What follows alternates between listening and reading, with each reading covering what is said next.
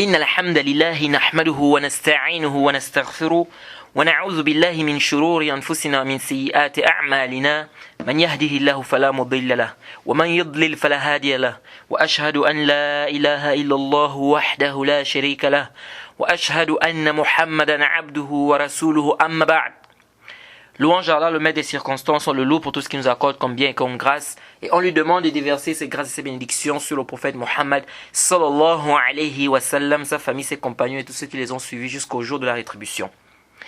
Alors, nous nous retrouvons encore dans le cadre de notre cours, notre série de cours sur la mise en garde, son importance, n'est-ce pas, les éclaircissements et les réfutations de quelques ambiguïtés concernant le manhaj as-salafi. Et ça, nous sommes au 4e cours. Le cours précédent, on s'excuse parce que le cours précédent, on a eu un problème d'enregistrement. On a eu un problème d'enregistrement le cours précédent, donc on s'excuse pour cela. Alors, on s'est arrêté donc sur le point de quoi? C'était sur le fait de dire que non, on va là-bas, on va prendre ce qui est bien, on va chez les innovateurs, on prend ce qui est bien et puis on laisse ce qui est quoi? Ce qui est mauvais. Et j'étais en train de dire que j'ai eu un débat avec quelqu'un sur ce point et il me disait que non, moi je vais là-bas, ensuite je vais prendre ce qu'ils donnent, je vais amener ça chez les savants de la sunna, ils vont faire le tri. Et je lui ai dit subhanallah. Je dis pourquoi alors? Où est l'intérêt alors d'aller? Si déjà tu dois, pour savoir ce qui est vrai de ces paroles et ce qui est faux, tu dois ramener ça chez les savants de la sunna pour qu'ils te fassent le tri. Alors pourquoi aller encore t'asseoir là-bas? Va d'une bonne fois chez les savants de la sunna. C'est-à-dire, pourquoi tu laisses, moi je ne comprends pas les gens, pourquoi tu laisses des savants de la sunna qui sont là, qui sont reconnus, qui n'ont pas de problème, tu vas chez des gens de l'innovation. C'est adjib ça. Et ça c'est même t'es fatigué, tu vas là-bas, tu prends, tu ramènes, là, va une bonne fois t'asseoir chez les savants de la sunna. Est-ce que vous voyez? Vous voyez comment Shaitan joue avec les gens? Comment tu peux laisser les savants de la sunna qui sont là, qui n'ont pas de problème, pour aller prendre la science chez les gens de l'innovation? Ajib. Où c'est la passion? Je ne sais pas. Et je lui ai dit ça, je lui ai dit que pourquoi? Si déjà tu dis que tu dois ramener ça chez les savants de la sunna, mais ça ne sert plus à rien, pour toi d'aller encore s'asseoir là-bas. Tu es en train de te fatiguer, va une bonne fois t'asseoir chez les savants de la sunna, tu prends la science là-bas. Vous voyez? Donc il faut qu'on essaie de faire très très attention. Et comme on a dit, il y a beaucoup de hikmah. Parce que quand on te dit ne pas aller t'asseoir chez les gens de l'innovation, de ne pas prendre la science, de pourquoi? C'est parce que quand tu vas aller t'asseoir, il y a des erreurs, toi tu es ignoré, il y a des erreurs que tu ne peux pas détecter. Il va te dire des paroles, il va te dire des choses, tu vas noter, tu vas écrire, tu vas penser que c'est bien. Alors qu'en réalité c'est une erreur. Et tu vas venir devant les gens, tu vas dire ça. Il n'y a pas qu'on va te redouder, tu vas dire non, machin, vous êtes trop dur. Mais c'est toi qui as cherché ça. Tu vas t'asseoir chez les gens de l'innovation. Pourquoi? Vous voyez? Donc il faut faire très attention. Et comme on a dit, ces gens-là, ils suivent des ambiguïtés. Vous voyez? Et ils trompent les gens, ils détournent les gens. C'est comme je voyais là une vidéo de un là. De toute façon d'ailleurs, tous ces gens, les bid'ah là, ils ont tous les mêmes choses. Il y a un là, bon Bajrofil aussi je l'ai vu, il a ramené cette même parole là. Il ramène un truc. Il dit non, les bid'ah on divise ça, on peut diviser ça en 5. Il y a des bid'ah qui sont wajiba, il y a des bid'ah qui sont mustahaba, il y a des bid'ah qui sont comme ça, makrou, il y a les mêmes bêtises. Quand toi il te ramène des paroles des savants, il te dit oui, Isa ibn Salam il a amené ça, l'imam Nawawi a amené ça, il te dit tel autre savant, il a dit ceci. Il t'amène des paroles comme ça, et quand toi il te lit même ça il lit même devant toi. Bon, toi tu n'as pas le niveau, qu'est-ce que tu vas penser? Tu vas penser que ce qu'il dit est vrai. C'est pourquoi quand je vois ces gens-là, je dis mais regardez comment ils sont en train de mentir aux gens, ces gens-là. Regardez comment ils sont en train de tromper les gens. C'est ça le danger. Quand tu vas t'asseoir sur quelqu'un de l'innovation, il va te ramener des choses, tu vas penser que c'est vrai alors qu'en réalité c'est bas, c'est faux. Et vous voyez quand ils lisent les paroles de ces savants-là sur la bid'ah en divisant en 5, machin. D'abord, le prophète me dit fa inna kulla bid'atin dalala. Toute bid'ah est un égarement. Dans le din, hein. Et toi tu viens, tu dis non, il y a des bonnes bid'ah et des mauvaises bid'ah. Le prophète me dit tout, toi tu me dis non. Et puis la parole d'un savant, c'est à supposer même que c'était ça le sens. Qu'ils avaient divisé, ces savants avaient divisé les bid'ah en 5. À supposer. Mais attendez, c'est pas un dalil devant la parole du prophète. C'est un dalil devant la parole du prophète. Le prophète dit kulla. Fa inna kulla bid'atin. Toi tu sais, le savant il a dit qu'il y a des bonnes et des mauvaises bid'ah, mais il a divisé les bid'ah en 5. Les bid'ah mustahabba. Sa parole n'est pas un dalil devant la parole du prophète Mohammed sallallahu alayhi wa sallam. Moi je t'ai dit, le prophète a dit, tu m'as dit que non, le cheikh a dit. Vous voyez, le maslak des gens des bid'ah, c'est comme ça. Ils laissent les paroles du prophète, les dalils qui sont clairs, pour aller prendre des trucs où il y a des ambiguïtés et tout.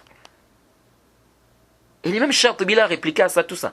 Ça, c'est des trucs. Pourquoi j'ai dit, regardez la tromperie. Et il lit la parole du cheikh.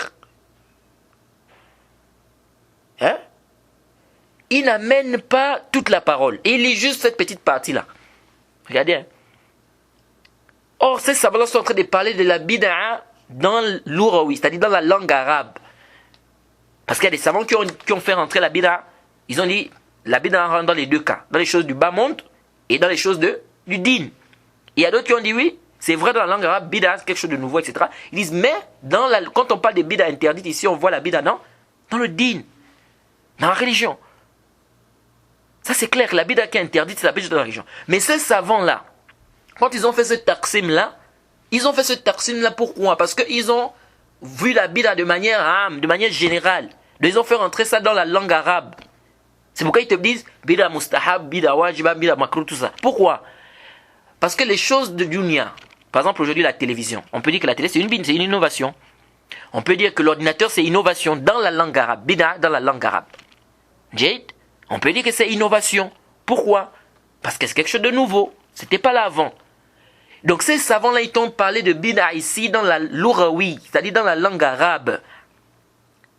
Et on sait très bien que les choses du dunya, ça peut être wajib, ça peut devenir mustahab, ça peut devenir makruh, etc.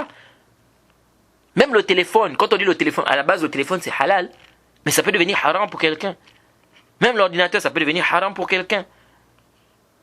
Vous voyez? Donc une chose à la base peut être licite, mais elle peut prendre les 5 ahkam, elle peut devenir mustahab, elle peut devenir wajib, elle peut devenir etc. Ça c'est connu dans les usul al-fiqh, c'est expliqué. C'est pourquoi vous voyez la règle, les savants amènent une règle, ils disent al-adat tanqalibu ila ibadat bin niyat. Que les pratiques peuvent devenir des adorations par rapport aux intentions. Jade. Bref, c'est pour dire ici que ces savants-là n'étaient pas de la langue arabe. Dans la langue arabe, ils disent, quand on dit on peut diviser la Bible en 5, mustahab, wajib, ils te parlent de langue arabe. C'est pourquoi ils t'ont même donné des exemples. Et ce qui prouve même ça, c'est qu'ils t'ont donné des exemples. Pourquoi tu n'amènes pas les exemples aux gens? Pourquoi tu n'expliques pas tous aux gens?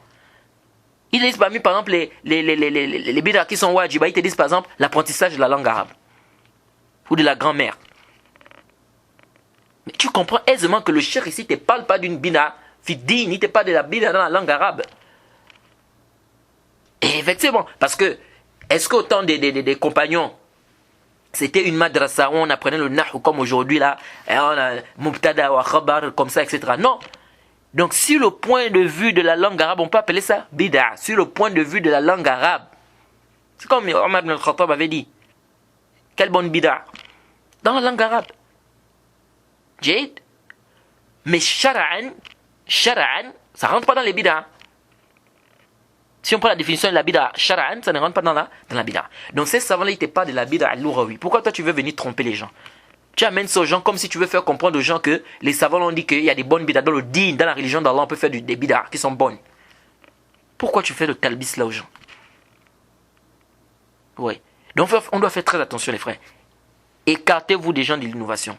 Écartez-vous des gens de l'innovation. Parce qu'ils vont vous amener des ambiguïtés, des choubats. Et on dit bien la sagesse dans ça.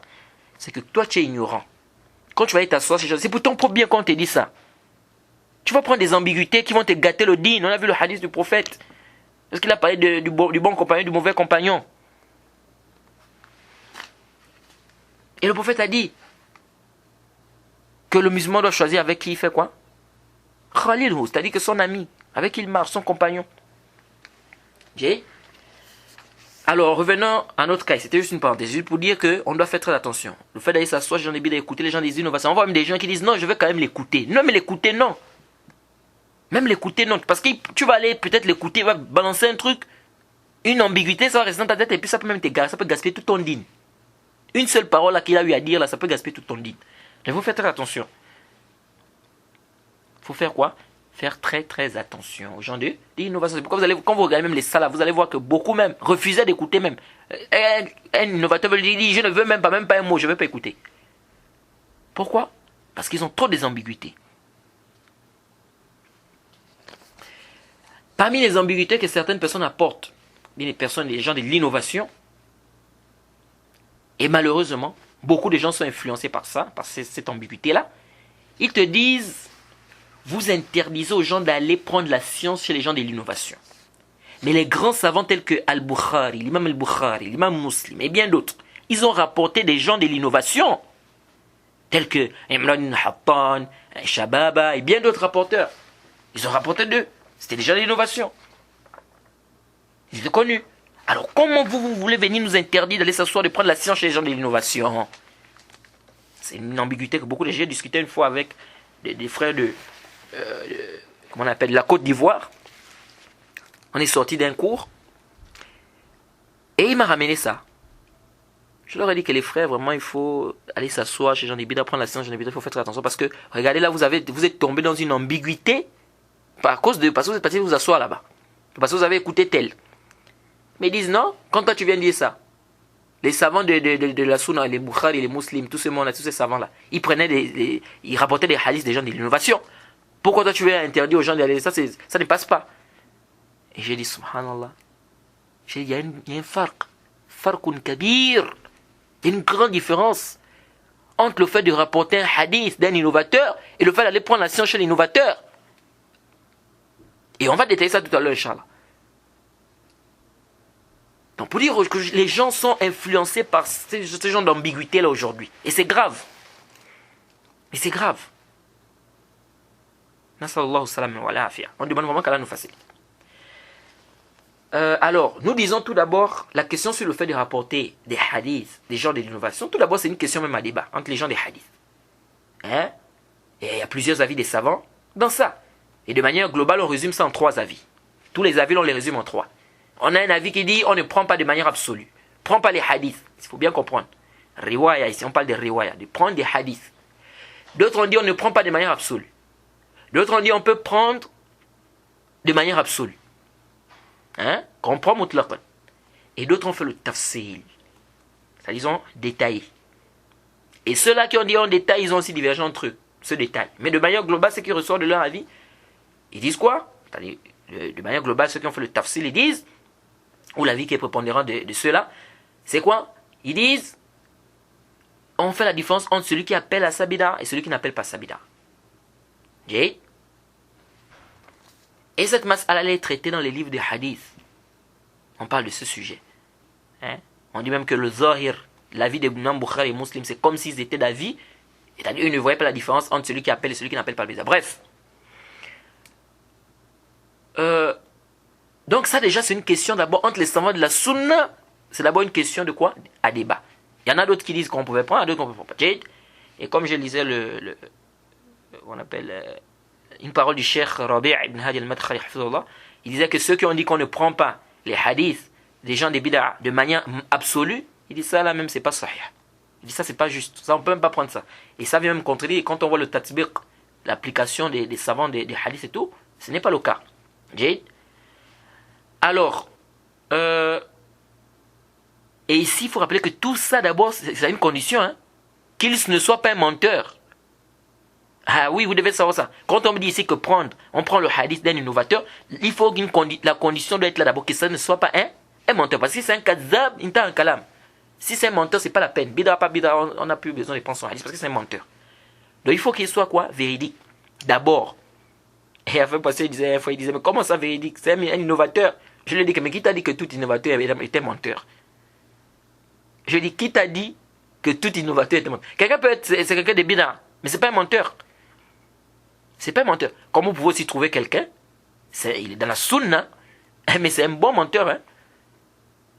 Il ment beaucoup. Jade, vous savez que le mensonge fait partie des grands péchés. Ça fait partie de quoi? Des grands péchés. Bref. Donc c'est pas parce que quelqu'un était un innovateur que nécessairement c'est un grand menteur ou bien c'est un menteur. Jade, c'est pourquoi vous allez voir que les savants ont, par exemple le groupe, les savants qui ont dit par exemple qu'on prend, s'il n'appelle pas Sabida, ou bien on prend de manière absolue. Si c'était un menteur, il ne devait pas prendre parce que parmi les conditions, vous devez savoir que parmi les conditions pour qu'un hadith soit authentique, il ne faut pas que le rapporteur soit un menteur, il faut qu'il soit quoi? Adl. C'est pourquoi l'imam Bayqoni, il dit dans son livre, le Manzoum Bayqoni, hein, lorsqu'il a parlé des aqsam de hadith, lorsqu'il a dit, il a dit, وذي أقسام الحديث عدة وكل أتى وحدة أولها الصحيح وهو ما اتصل إسناده ولم يشذ أو يعل يرويه عدل ضابط عن مثله معتمد في ضبطه ونقله.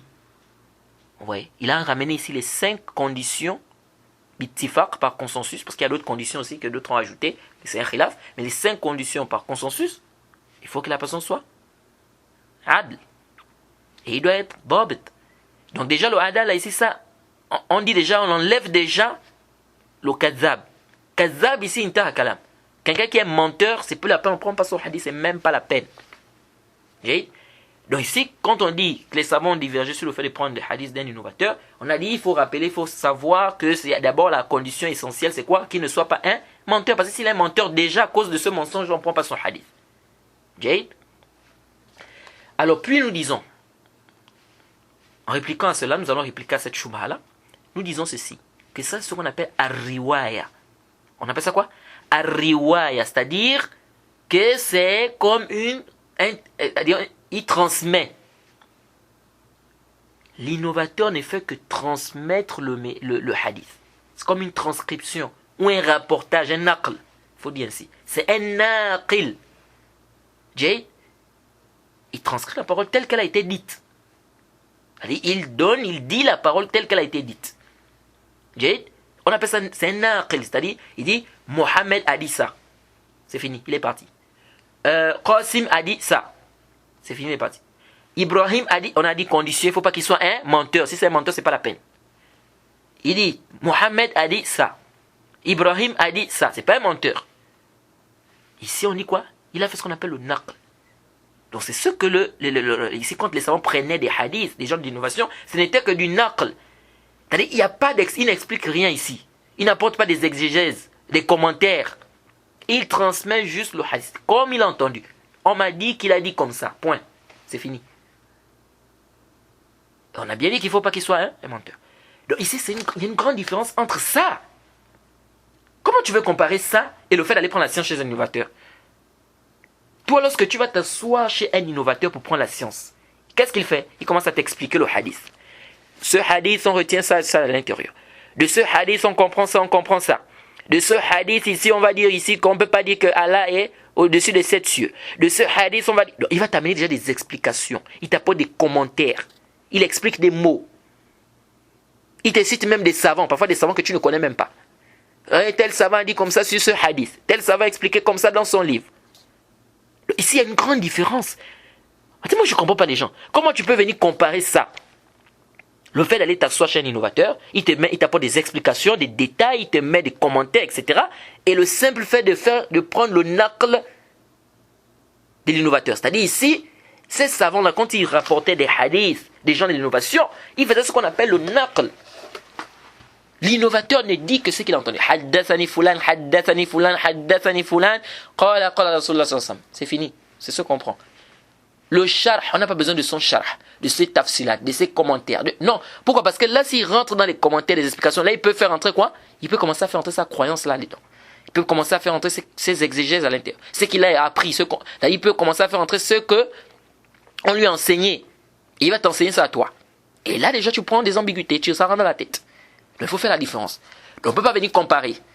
On ne peut pas venir comparer les savants qui prenaient des hadiths chez les gens des innovations, venir comparer ça au fait d'aller prendre la science, s'asseoir, prendre des tafsilats, des explications, des exégèses, des tafsirs et tout et tout. Ah, on dit non, là il y a une grande différence. Là il y a une grande différence. Intabihu, les frères, faites très attention parce que beaucoup de gens des sectes, ils viennent avec ça, c'est pour embrouiller les gens, pour mettre des gens des ambiguïtés. Il faut faire attention. Il y a une grande différence ici. Jay. Et puis, parmi les ambiguïtés que certaines personnes ramènent, ils disent, il y a des savants qui se sont assis chez des gens de l'innovation, non? Pourquoi vous venez nous interdire d'asseoir chez les gens de l'innovation? On connaît des savants qui se sont assis chez les gens de l'innovation.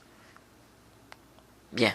Nous disons tout d'abord ça, il faut d'abord prouver ça. Hein. Deuxièmement, nous disons, si c'est prouvé, nous disons il y a plusieurs hypothèses.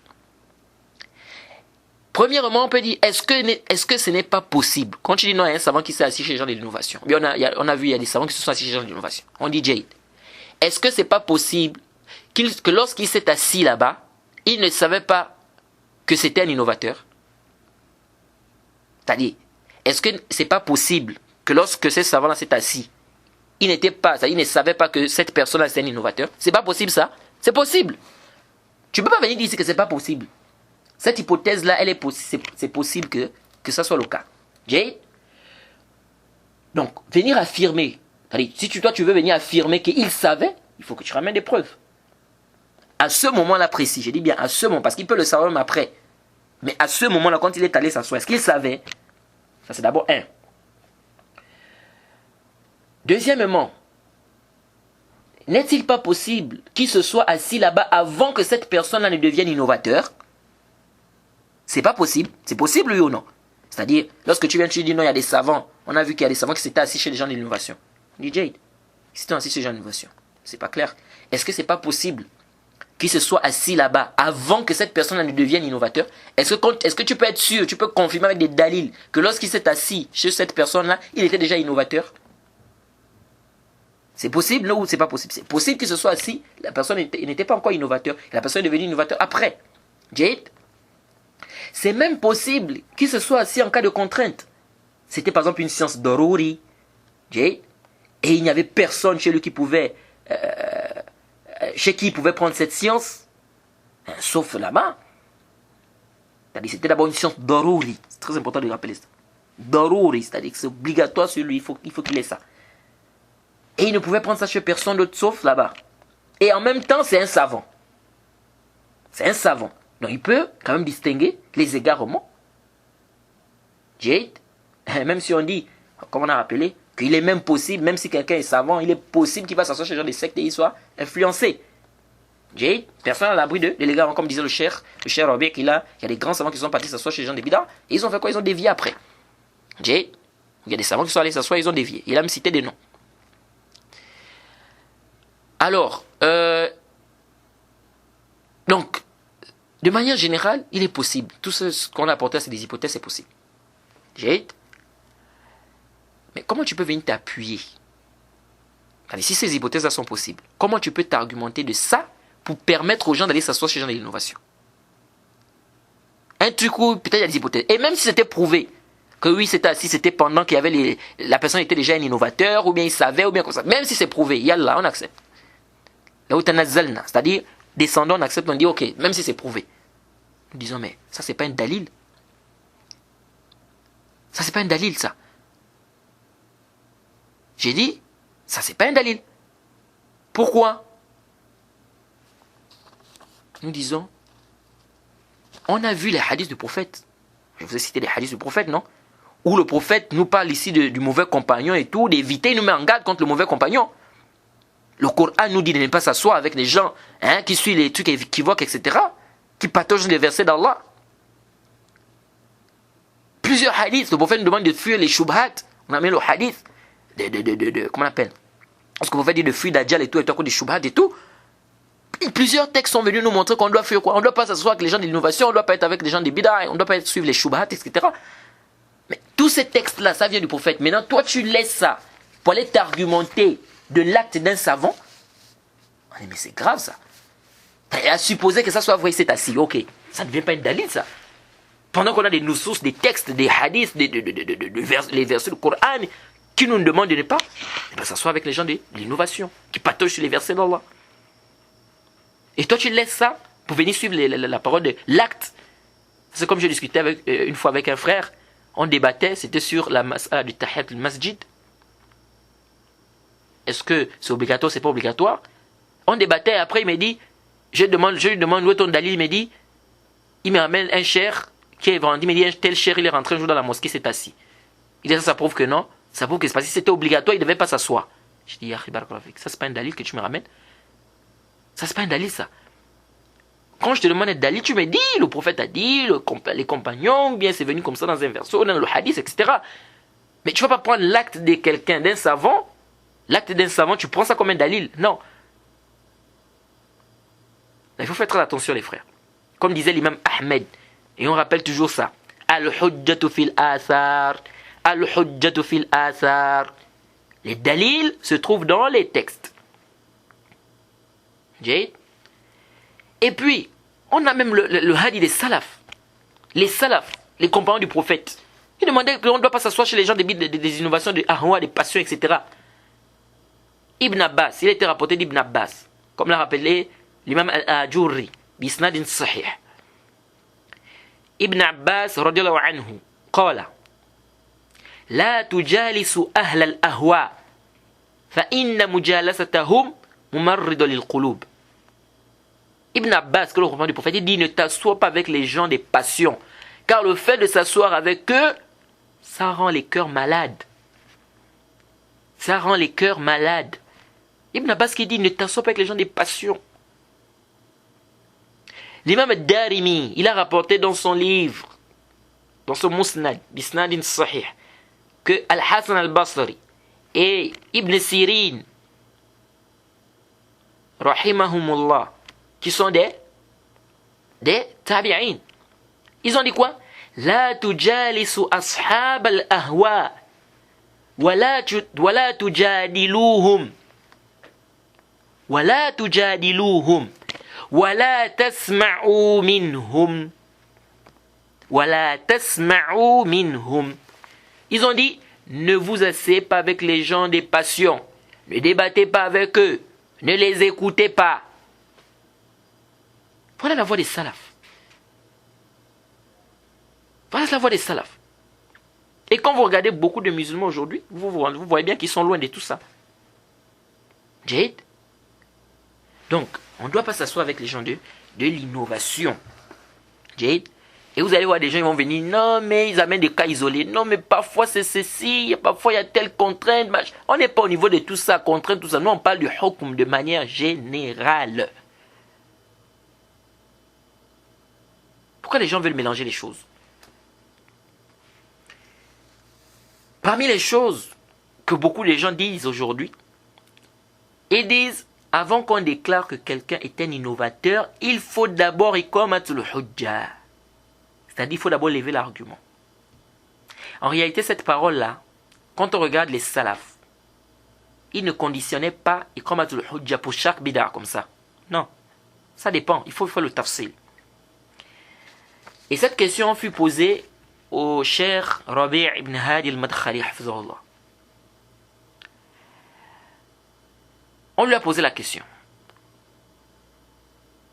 Par rapport à ça, est-ce que c'est une condition, avant de dire que quelqu'un il est mubtadi', est-ce que c'est une condition, il commet le hujja comme ça? Il a dit ceci, il a fait un tafsir. Il a dit les gens qui tombent dans les innovations, on les divise en catégories. Premièrement, nous avons des gens de l'innovation de manière claire, comme les Jahmiya, les Khawarij, les Rawafid, les Soufiya, les Murji'a, les Ikhwan, les Tabliri, ou les Tabliriyoun, ou les Tablir. Ceux-là, c'est des gens de l'innovation de manière claire. Et le Cheikh Rabi' il dit quoi? Il dit ceux-là, les salafs n'ont pas conditionné comme le hujja sur eux, pour qu'on dise qu'ils sont des mubtadi'. Ceux-là, les salafs n'ont pas conditionné comme le hujja pour qu'on dise qu'ils sont des mubtadi'. Ça c'est le premier groupe.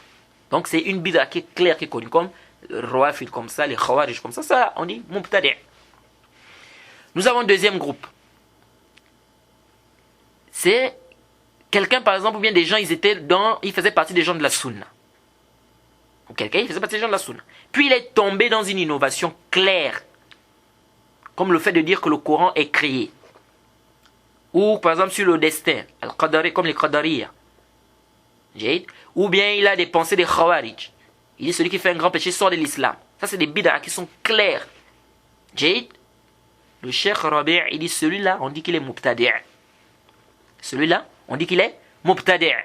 C'est la deuxième catégorie. Troisième catégorie. Quelqu'un il est dans la sunna. Il est connu pour chercher la vérité.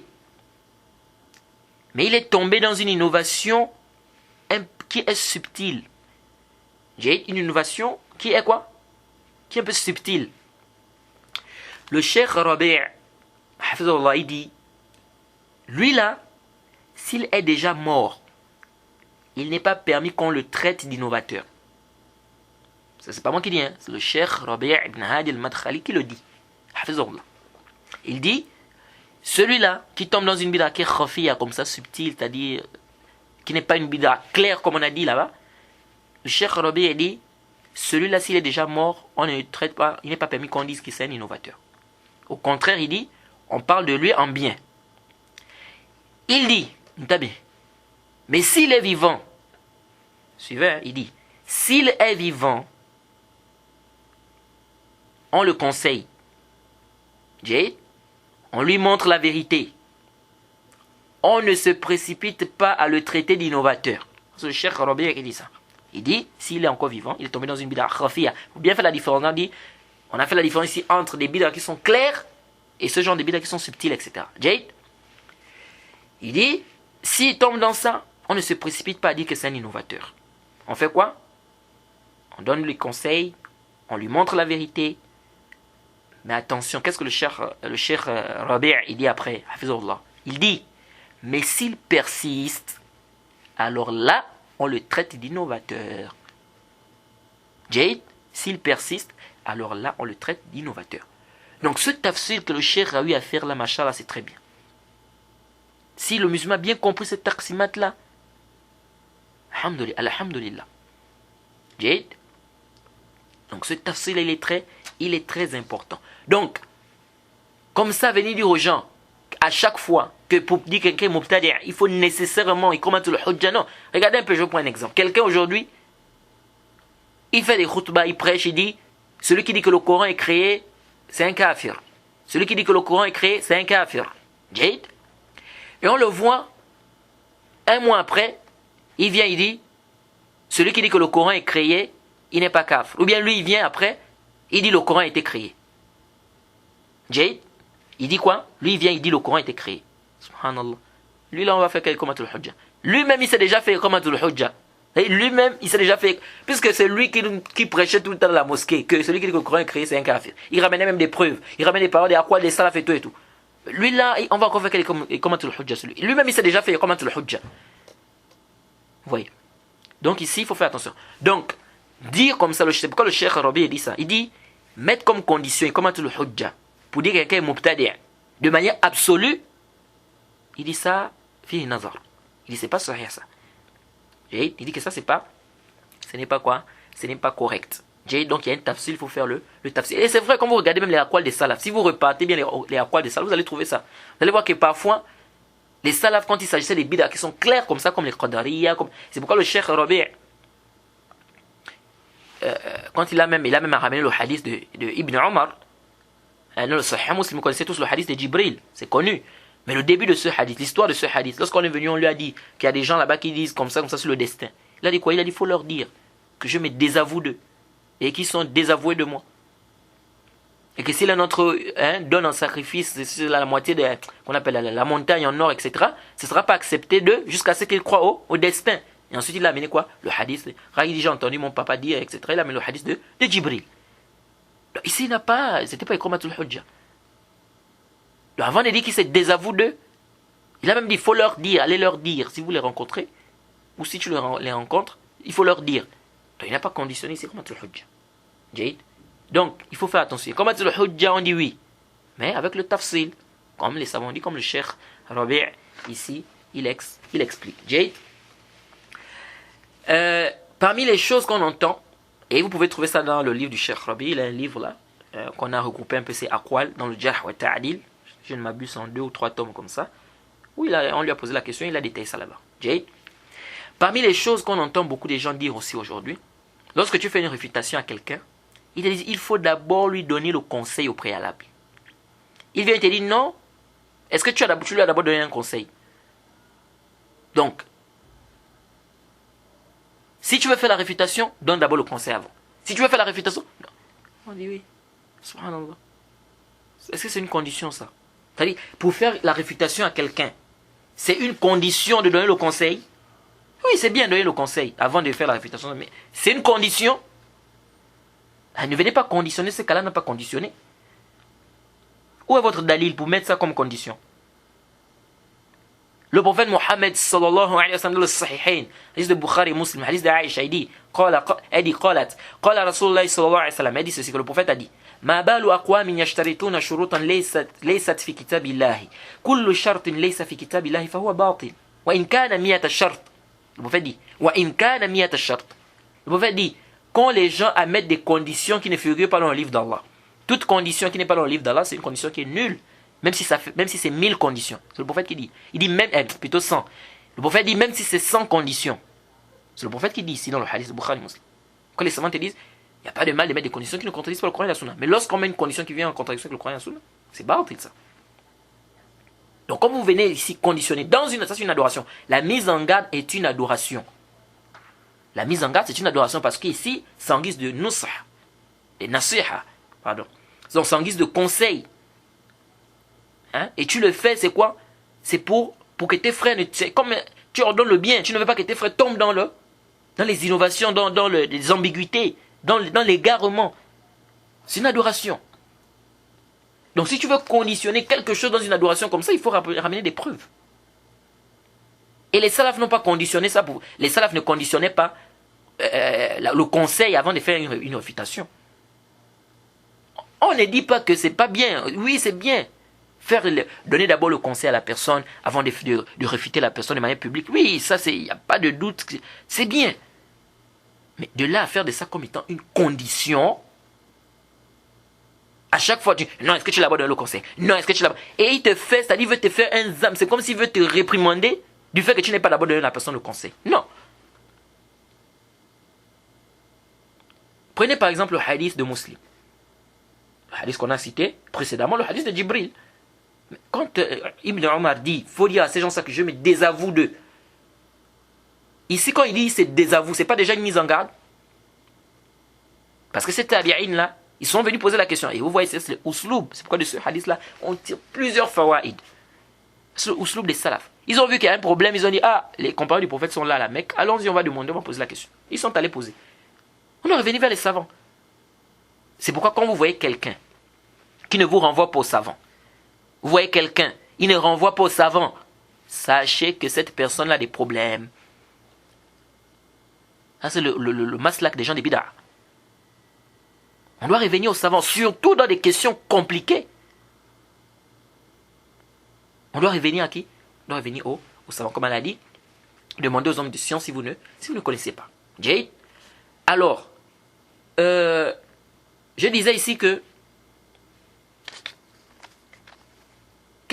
quand Ibn Omar a dit je me désavoue d'eux. Ibn Omar ici il a conditionné, il a dit non, je ne peux pas d'abord dire que je me désavoue d'eux comme ça. Appelez-les d'abord, n'est-ce pas? Je vais d'abord leur donner le conseil, on va d'abord discuter. Maintenant s'ils continuent là, je vais me désavouer. Est-ce que Ibn Omar a fait ça? Non. Directement il a dit, si vous rencontrez ces gens-là, il faut leur dire que je me désavoue d'eux. Donc il n'a pas d'abord dit non, je ne peux pas d'abord dire que je me désavoue d'eux comme ça, il faut d'abord que je leur donne le conseil. Non. Vous voyez comment les salafs étaient? Donc ici, il a venu conditionner. Et même quand vous regardez, moi je me dis parfois, est-ce que les gens lisent même les koutoub des salafs? Je ne sais pas. Je ne sais pas. Quand vous lisez les livres des salafs, mais vous regardez comment les salafs se faisaient de rouloud. Il y avait des réfutations qui se faisaient. Mais regardez, est-ce que vous voyez là-bas qu'ils ont conditionné qu'il faut d'abord donner le conseil à la personne? Ici, là, le hadith dans Muslim, Ibn Omar dit فَإِذَا لَقِيتَ أُولَٰئِكَ فَأَخْبِرْهُمْ أَنِّي بَرِيءٌ مِّنْهُمْ وَهُمْ بُرَآءٌ مِّنِّي. Si tu rencontres ces gens-là qui disent ça, qui parlent du destin comme ça, qui disent que non, Allah ne connaît pas les actes des créatures, que lorsqu'ils vont faire les actes, etc., ils renient le destin dans ce sens-là. Mais Ibn Omar dit, il faut leur dire que je me désavoue d'eux. Ils sont désavoués de moi. Il n'a pas dit non, je ne peux pas me désavouer d'eux comme ça. Bon, appelez-les d'abord, je veux d'abord leur donner conseil. Non. Donc ce n'est pas une condition. Il faut d'abord quoi? Il faut d'abord donner le conseil. Avant de faire quoi? La réfutation. Non.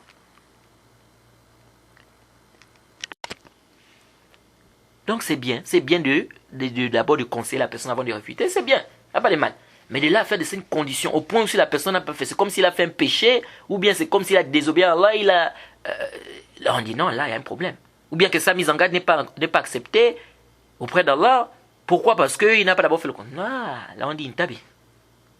Là ça nécessite des preuves. C'est pourquoi on a posé la question au Cheikh Al-Albani, rahimahullah. On lui a posé la question. Qu'il y a des gens qui disent qu'avant de faire la réfutation et tout, de faire le rad, il faut d'abord donner le conseil. Il y a un ador min durubul muhal. C'est pas une condition ça. Quelqu'un, par exemple, parfois c'est même, on peut dire parfois c'est même pas possible. Quelqu'un, par exemple, il est en Égypte. Tu vois, par exemple, il écrit un livre, ou bien, je sais pas, il fait une vidéo, je sais pas, il dit quoi, quelque chose qui est en contradiction avec la sunna. Toi, tu es loin peut-être dans ton pays. Tu n'as pas de contact avec lui, rien. Mais tu peux écrire un livre, ou tu peux faire, par exemple, un audio pour réfuter ce qu'il a eu à dire. Donc, tu vas dire, non, je peux rien faire ici, j'attends d'abord. Il faut que je lui donne d'abord le conseil. Non. Donc, on voit un peu que ça, il ne faut pas mettre des conditions, il ne faut pas venir conditionner au serviteur d'Allah ce qu'Allah n'a pas conditionné. C'est bien, on n'en dit ce qu'on ne vient pas. Donner le conseil avant, c'est une bonne chose, etc. Tu vas voir le frère, tu dis voilà, ce que tu as fait, c'est pas bien, c'est une erreur. Allah a dit comme ça, le prophète a dit comme ça, il faut changer et tout. C'est bien, il n'y a pas de mal. Mais si aussi la personne a fait la réfutation, tu ne vas pas maintenant, c'est-à-dire que penser maintenant qu'il a désobéi à Allah, il a fait un péché ou bien comme ça. Non. Car ce n'est pas quoi? Ce n'est pas une condition. Jade. Et ça retourne au quoi? Au salaf. Les salafs n'ont pas mis comme condition qu'il faut à chaque fois donner quoi? Donc regardez même, par exemple, vous voyez même Aïcha, parfois faisait des roubles à certains compagnons. Et il y a même un livre qui a été écrit. Hein? Mastadrakatu Aïshatu ala sahaba, je pense bien. Un livre comme ça qui a été écrit. Donc les reprises, bien c'est qu'Aïcha a repris à certains compagnons. Même si, là-dedans aussi, fihi ma fille. Jade. Donc, ici c'est pour dire quoi? C'est pour dire ici que la réfutation ici n'est pas conditionnée par quoi? Par le conseil. Jade. Certains, ils disent le musulman, tu dois cacher ses défauts. Donc faire une mise en garde ou une réfutation, c'est mettre les défauts de ton frère à découvert. Nous disons non.